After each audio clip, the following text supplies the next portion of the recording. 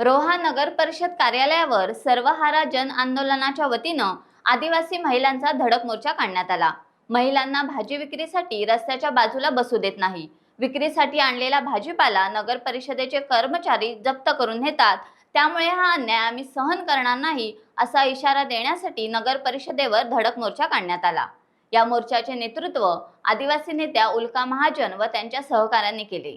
रोहा मुख्याधिकारी यांनी आदिवासींच्या सर्व मागण्या सोडवण्याचे आश्वासन दिले।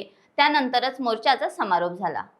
हे क्रायटेरिया हे आहेत की काही फिरून विकतात, काही एका जागी बसतात, काही सीझनल असतात। ते सगळ्यांची नोंद झाली पाहिजे। ते वर्षानुवर्ष तिथे बसतात आणि ते काही तास असतात, पूर्ण वेळ दिवसभर नसतात। सकाळी येतात, सकाळी साधारण दुपारी 2-2:30 पर्यंत। तुम्ही सर्वेक्षणाला लोक जर त्यानंतर गेले तर ते सर्वेक्षणात तुमच्या मिळणार। सर्वेक्षण कोणी केलं कुठे जागा दिली, जी जागा दिली ती इतकी घाण आहे। आधीच्या आपल्या सीओ साहेबांना सुद्धा आम्ही तिथून व्हिडिओ आणि फोटो पाठवले होते। कचरा आणि नाही, पण तिथे तर मोठाच आहे आणि लोक जात नसेल ना बसायला आणि रेग्युलर व्यवसाय न होत असल्यामुळे मग जागा पडीक असल्यामुळे ते लोक जाऊन व्यवसायाचं काही नाही। आम्हाला तेव्हा असं सांगितलं होतं की 8 दिवसात जागा साफ करून देऊ। जागा साफ करून पुन्हा बसलेले का मॉडेल 10 दिवस आपले लोक सर्वजण बसलेले। दुसरा मुद्दा होता नगर परिषदेच्या मुख्याधिकाऱ्यांकडे आणि त्यात जे पथविक्रेते बसतात, म्हणजे आजूबाजूच्या गावातले शेतकरी आदिवासी आपल्या शेतातलं आपल्या रानातलं जे उत्पादन आहे ते घेऊन विकायला बाजारपेठेत येतात, त्यांना बसायला जागा मिळाली पाहिजे आणि त्यांना तिथून उठवता कामा नये, त्यांचा मालाची नासधूस होता कामा नये। कारण आता पथविक्रेता कायदा 2014 पासून अस्तित्वात, तेवढा कायदेशीर अधिकार आहे पथविक्रेत्यांना आपला माल विकायचा आणि त्याच्या कायद्यामध्ये जी काही कार्यपद्धती सांगितलेली आहे की त्यांच्यातूनच कमिटी निवडायची आहे, सर्वांचं सर्वेक्षण करायचं आहे, सर्व पथविक्रेत्यांना प्रमाणपत्र द्यायचं आहे आणि बसायला जागा निवडून द्यायची।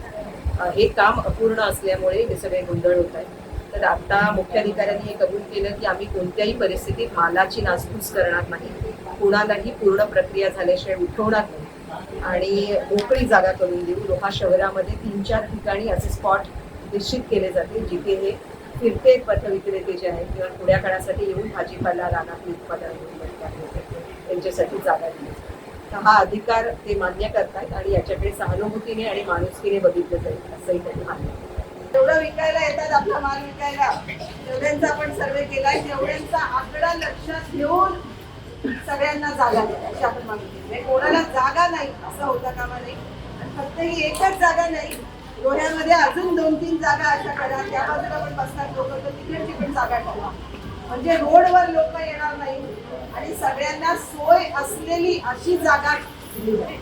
तर त्याच्यावर त्यांनी मान्य केलंय की आम्ही साफसफाई करू, हटवू आणि आपल्यामधलीच एक कमिटी अजून एक 10-15 दिवसात निवडली जाईल आणि ती कमिटी प्रत्यक्ष फिरून जागा बघेल आणि निश्चित करेल। तर आता तुम्ही साहेब ते म्हणाले मला येऊन कधी भेटत जा, मीटिंग द्यायला आपण म्हटलं आम्ही सारखं पत्र पाठवतो, आम्हाला वेळ द्या, मीटिंग द्या, मीटिंगच मिळाली नाही म्हणून आम्ही मोर्चा घेऊन आलो।